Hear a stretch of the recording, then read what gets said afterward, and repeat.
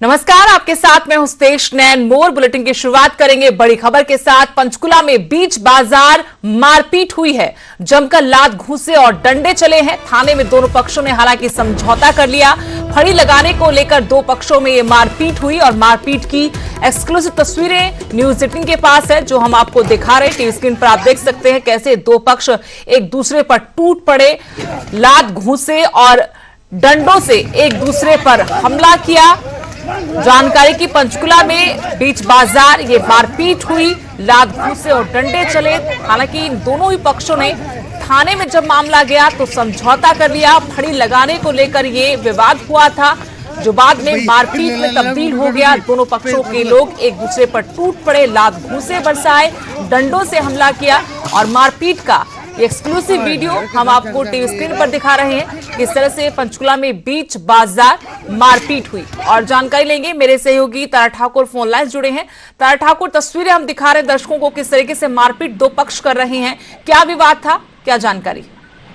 हाँ जी बिल्कुल, देखिए आपको बताना चाहूंगा कि जिस प्रकार से अभी दिवाली का पावन अवसर है और बाजारों में पूरी तरह से भीड़ है, और वहीं जो रेडी फड़ी वाले हैं वो भी मार्केट में स्टॉल लगाने के लिए जिस तरह से मारो मार कर रहे हैं, जद्दोजहद में लगे हुए हैं। वहीं जो सेक्टर 4 का एक वीडियो वायरल हुआ है जिसमें रेडी जो अड्डा लगाने को लेकर दो पक्षों के बीच जो है झगड़ा हो गया, और झगड़ा इतना बढ़ गया कि जो दोनों गुटों के लोग हैं आपस में भिड़ गए और शरेआम जो है एक दूसरे से मारपीट करने लग गए। और बाद में जब ये मामला पुलिस तक पहुंचा तो उन्होंने इस मामले को लेकर कोई भी शिकायत नहीं दी। उन्होंने बताया कि ये उनका पारिवारिक मामला है और इसको जो है वो खुद निपटा लेंगे। इसको लेकर पुलिस को उन्होंने अभी कोई शिकायत नहीं दी है। जी शुक्रिया तारा ठाकुर जानकारी के लिए। तो ये मामला सेक्टर 4 पंचकुला का बताया जा रहा है और ये वीडियो वायरल हुआ जिसमें दो पक्ष मारपीट कर रहे हैं। त्योहारों का सीजन है और ऐसे में फड़ी लगाने को लेकर विवाद हुआ था और इसके बाद विवाद झगड़े में तब्दील हो गया।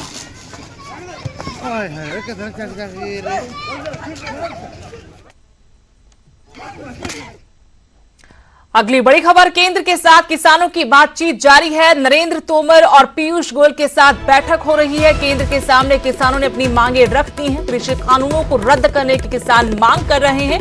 आज की बैठक पर पूरे पंजाब की नजर है। बड़ी खबर आपको बता रहे हैं कि किसान केंद्र के साथ बातचीत कर रहे हैं। केंद्र के साथ किसानों की बैठक जारी है। नरेंद्र तोमर और पीयूष गोयल भी इस बैठक में शामिल हैं। केंद्र के सामने किसानों ने एक बार फिर से अपनी मांगे रखी हैं। कृषि कानूनों को रद्द करने की प्रमुख मांग किसानों की तरफ से रखी गई है। आज इस बैठक पर पूरे पंजाब की नजर है।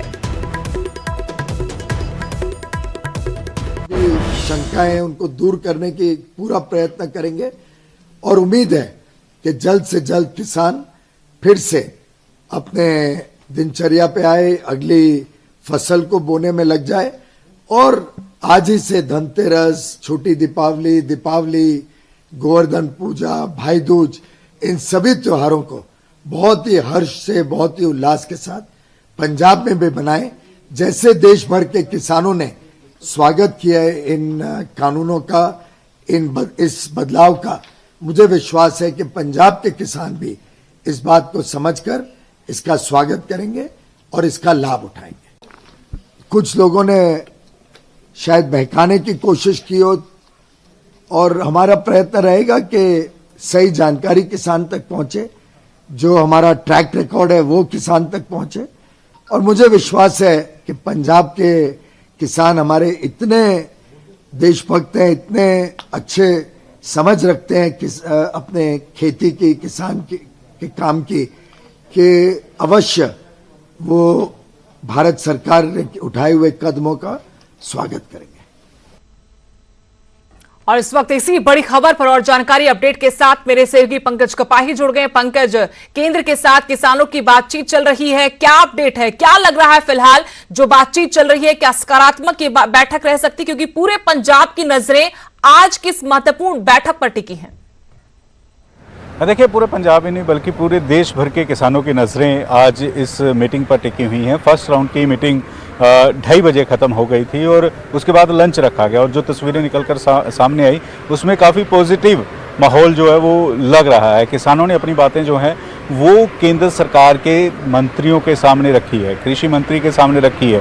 किसानों का साफ तौर पर कहना है कि हमें MSP जो है उसको शामिल किया जाए। इसके साथ साथ किसान लगातार ये बात कह रहे हैं कि जो नए 3 कानून आए हैं वो किसानों के लिए खतरनाक साबित होंगे और इसलिए ये तीनों कानून जो हैं उनको रद्द किया जाए। और जब तक कानून रद्द नहीं होंगे उनका आंदोलन इसी तरह से जारी रहेगा। और किसानों ने ये भी कहा कि हमने ट्रैक खाली कर दिए हैं, आप मालगाड़ियाँ जो हैं उनको चला सकते हैं। और तस्वीरें मैं दिखाना चाहूँगा, इस समय ये विज्ञान भवन की तस्वीरें हैं। सेकंड राउंड की मीटिंग जो है वो इस समय चल रही है। 11 बजे मीटिंग स्टार्ट हुई थी और अभी 3:35 हो चुके हैं, यानी कि लगभग 4.5 घंटे से ज़्यादा का समय हो चुका है। बैठक लगातार चल रही है। खेतीबाड़ी मंत्री बैठे हुए हैं, रेल मंत्री बैठे हुए हैं। 30 और 31 जो किसानों के डेलीगेशन हैं, जो जत्थेबंदी हैं, वो यहाँ पर अंदर मीटिंग में मौजूद हैं। सभी अपनी अपनी बात रख रहे हैं और ऐसे में उम्मीद जताई जा रही है कि जो पिछले लगभग 2 महीने से किसान धरना प्रदर्शन दे रहे हैं, लगातार किसान जो है वो अपनी बातें रख रहे हैं केंद्र सरकार के मंत्रियों के सामने। और अब किस तरह से बैठक में जो है वो हल निकलेगा, क्योंकि किसान कह रहे हैं कि कानून वापस लिए जाएं, तो वहीं दूसरी तरफ केंद्र सरकार कह रही है कि कानून वापस नहीं लिए जाएंगे। केंद्र सरकार की तरफ से एक प्रेजेंटेशन बुक भी जो है वो किसानों को दी गई कि पिछले 6 साल में जब से एनडीए की सरकार आई है किस तरह से किसानों का फ़ायदा हुआ है, उनकी फसल जो है वो उठाई जा रही है। ये तमाम बातें जो है वो एक प्रेजेंटेशन के ज़रिए एग्रीकल्चर मिनिस्ट्री की तरफ से दी गई किसानों को। शुक्रिया पंकज, और इस बैठक पर अपनी पैनी नजर बना रखिएगा। अपडेट के लिए आपके पास फिर लौटेंगे। फिलहाल शुक्रिया आपका। तो ये बैठक चल रही है, दिल्ली में महत्वपूर्ण बैठक है और न सिर्फ पंजाब बल्कि पूरे देश की नजर इस बैठक पर टिकी है। किसान अपनी मांगे एक बार फिर से सरकार के सामने रख चुके हैं और अभी तक संकेत यही है कि सकारात्मक तरीके से बैठक आगे बढ़ रही है। लेकिन सीधे अब रुख करेंगे राम की नगरी यानी अयोध्या का, जहां शानदार तरीके से दिवाली मनाई जा रही है। ऐतिहासिक राम मंदिर की नींव पड़ने के बाद ये पहली दिवाली है। अयोध्या में दिवाली का त्योहार इस बार बहुत हर्षोल्लास के साथ मनाया जा रहा है। ऐसे में खास तैयारी की गई है। मुख्यमंत्री योगी आदित्यनाथ दीपोत्सव कार्यक्रम में मौजूद हैं, जहां 5 लाख से ज्यादा दियों को जलाया जाएगा। इसके अलावा भी झांकी, लाइटिंग समेत अन्य व्यवस्थाएं की गई हैं। यानी इस बार अयोध्या में दिवाली जरा हटकर है, मौका भी बेहद महत्वपूर्ण है। राम मंदिर की नींव रखे जाने के बाद ये पहली दिवाली और इस दिवाली को ऐतिहासिक बनाने के लिए ऐतिहासिक राम मंदिर की नींव पड़ने के बाद तमाम कोशिशें की जा रही हैं। साधु संतों को आप देख सकते हैं कतारबद्ध यहाँ किस तरीके से बैठे दीपोत्सव में मौजूद है। ये मुख्यमंत्री योगी आदित्यनाथ भी यहाँ पर मौजूद हैं। 5 लाख से ज्यादा दिए एक साथ यहाँ सरयू के तट पर जगमगाएंगे। खास तैयारियां की गई हैं इस दीपोत्सव को बेहद हर्षोल्लास के साथ मनाने के लिए। और आपको ये नजारा हम दिखा रहे हैं सरयू के तट का, किस तरीके से यहाँ पर इंतजाम किए गए हैं। कोरोना काल है, ऐसे में एहतियात भी बरते जा रहे हैं। सोशल डिस्टेंसिंग का पालन हो रहा है और ये राम दरबार की कलाकृति उकेरी गई है। राम मंदिर की नींव रखे जाने के बाद ये पहली दिवाली और इस दिवाली को भव्यता के साथ मनाने के लिए तैयारियां काफी दिन पहले से शुरू हो गई थी और ये तैयारियों के बाद का नजारा। कुछ देर बाद दीपोत्सव की शुरुआत होगी। यहाँ सरयू के तट पर 5 लाख से ज्यादा दिए जगमगाएंगे। अयोध्या से सीधी तस्वीरें आपको दिखा रहे दीपोत्सव की।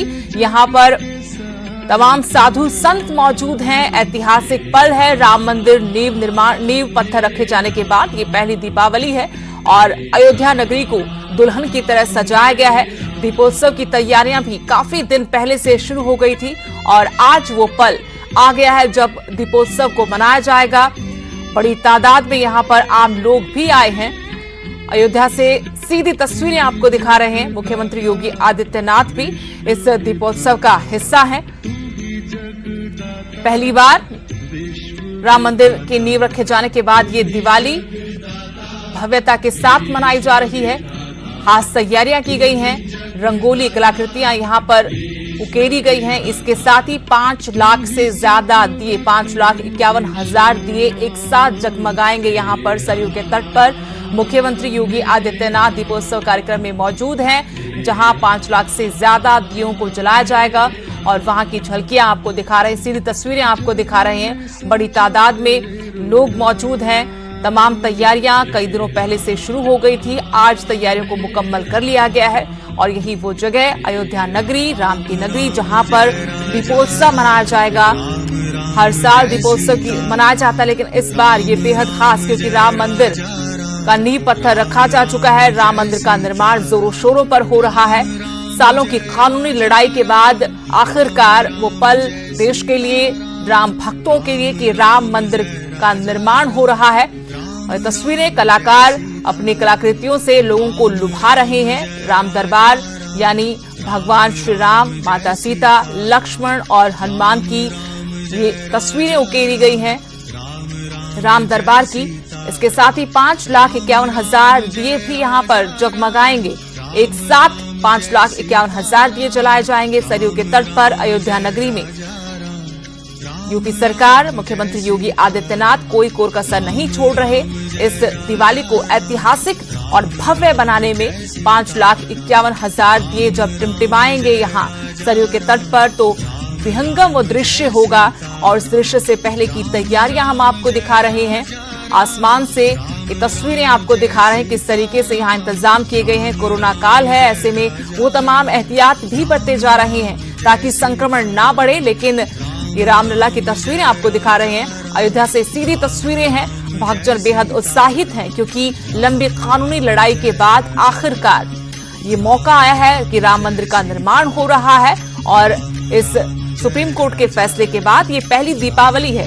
ऐसे में राम भक्त और यूपी सरकार कोई कोर कसर नहीं छोड़ रही। इस दीपावली को शानदार भव्य बनाने में एक साथ दीपोत्सव में 5,51,000 दिए जलाए जाएंगे। सरयू का तट आपको दिखा रहे हैं। अयोध्या नगरी का ये भव्य नजारा आप कैमरे की नजर से देख पा रहे हैं।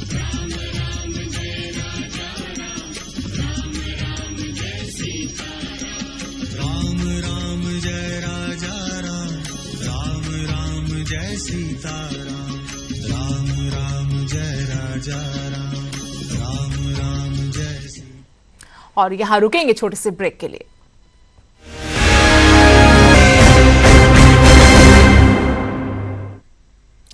ब्रेक के बाद आपका स्वागत है। बड़ी खबर आपको बता दें, सनी देओल पर सुखजिंदर रंधावा ने बड़ा पलटवार किया है।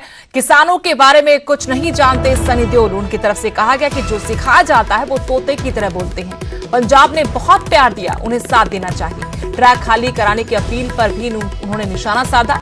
कोई शक तो इंजन पर बैठकर जायजा ले लें। सनी देओल ने किसानों और मुख्यमंत्री को चिट्ठी लिखी थी ट्रैक खाली करने के लिए और कहा था कि बातचीत के जरिए समस्या का हल निकल सकता है। इसी पर सुखजिंदर रंधावा ने उन पर यह हमला बोला।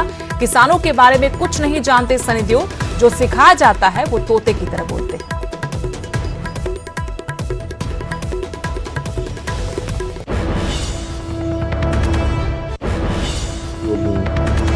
ਇਹਦੇ ਬਾਰੇ ਪਤਾ ਹੀ ਕੁਛ ਨਹੀਂ।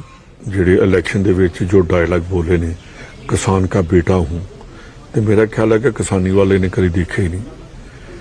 और मेरा 2.5 किलो का हाथ है, ये हाथ 2.5 किलो का ये फिल्मां च चलाया सी। ये अज किसानी के नाल खड़े होके वो हाथ 2.5 किलो का हाथ उठाना चाहिए सी कि मैं किसानों के नाल है।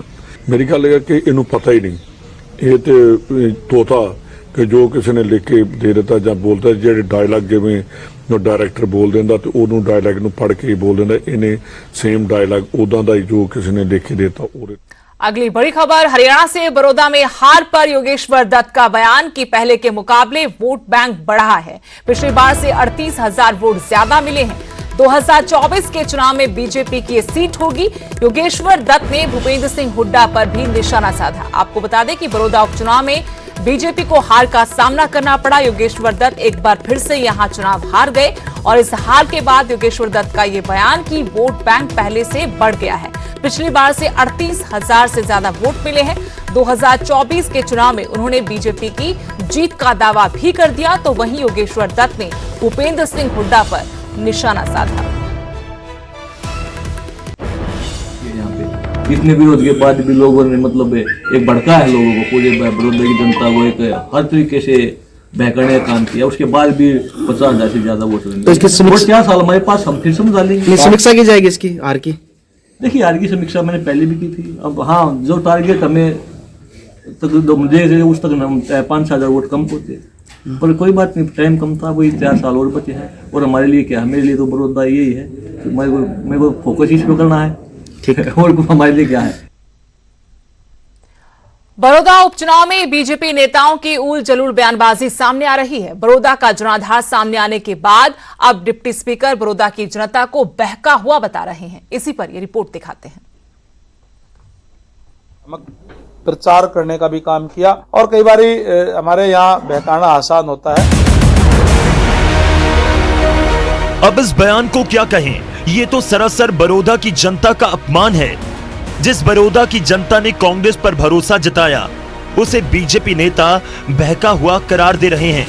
अब इसे बड़ौदा हार की झुंझलाहट नहीं कहेंगे तो फिर क्या कहें। जहां कांग्रेस पार्टी के लोगों ने भ्रामक प्रचार करने का भी काम किया, जो है हम तेरे हैं, हमारा क्षेत्र है, हमारा ये जीतना चाहिए, इस टाइप की बात की। और कई बार हमारे यहाँ बहकाना आसान होता है। अब जरा बीजेपी सांसद धर्मवीर सिंह के बयान को सुनिए। बड़ौदा उपचुनाव में सारी ताकत झोंकने के बाद बीजेपी को करारी शिकस्त मिली, लेकिन धर्मवीर सिंह को हार में भी जीत दिख रही है। मैंने तो बाई इलेक्शन में बहुत ऐसे देखे हैं, मुख्यमंत्री तक हार जाते हैं। पिछले दिनों यूपी में हार गए थे यार। तो विकास की रफ्तार क्या बात करते हो, विकास की रफ्तार और भी ज्यादा तेज बढ़ेगी और ये चुनाव में हमारा वोट प्रतिशत काफी बढ़ा है। सर वजह क्या मानते हैं, हार की क्या वजह रही है? मैं इसको हार को हार नहीं मानता। हमारा वोट नहीं, हमारा 14,000 वोट बढ़ा है। निरंतर आगे बढ़ रहे हैं, आगे बढ़ेंगे। हालांकि जेजेपी के राष्ट्रीय अध्यक्ष अजय चौटाला की बड़ौदा में हुई हार पर समीक्षा की बात जरूर कर रहे हैं। करने की जरूरत है, सांझी मीटिंग लेंगे, विश्लेषण करेंगे। सर अभी मुख्यमंत्री का बयान आया कि जेजेपी के वोट गठबंधन को नहीं मिले उम्मीदवार को, अगर वोट मिलते तो 70 से 80 हजार वोट मिलते और जीत होते। किसने बयान दिया? मुख्यमंत्री मनोहर लाल। मुझे, मैंने देखा नहीं, अभी देख के बताऊंगा आपको। बाकी कृष्णपाल जी का बयान मैंने जरूर पढ़ा था, उनके पूर्व प्रदेश अध्यक्ष हैं, उन्होंने कहा है कि गठबंधन धर्म जेजेपी ने अपना ईमानदारी से निभाया है। बहरहाल हार पर चिंतन होना चाहिए, हार की वजह ढूंढी जानी चाहिए, लेकिन जनाधार का अनादर कतई नहीं होना चाहिए, क्योंकि ये जनता ही नेताओं को विधानसभा पहुंचाती है। भिवानी से जगबीर के साथ जींद से विजेंद्र कुमार, न्यूज़ 18 हरियाणा।